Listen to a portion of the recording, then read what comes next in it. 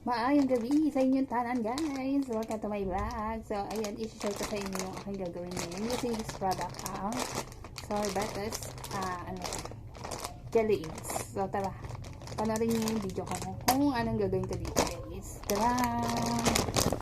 Charan! So, ayan, guys, yung ating Jelly Ins ay frozen. Balatan lang natin. So, ayun guys, wala naman nakakita doon sa lumipad na jelly. Okay. So, ayun guys, okay na. Nabalatan na natin yung ating jelly is. Ilagay na natin dito sa ating lagay. Maglalagay din tayo ng yellow. Maglalagay namin yung ating shake. Siyempre, maglalagay din tayo ng gatas guys. Para lalo masarap yung ating gagawing shake. O, diba? Tara. I-blend na natin. So, ayan guys, tapos na natin i-blend yung ating jelly is. Tara, lagyan natin dito sa ating baso. Wow.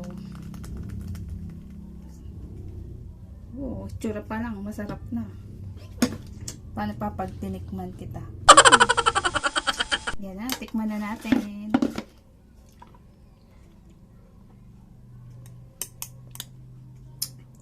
Wow, ang sarap.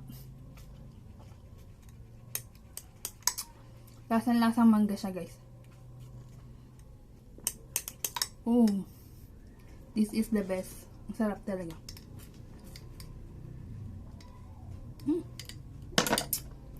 Perfect. Sinasabi ko sa inyo, i-try nyo na.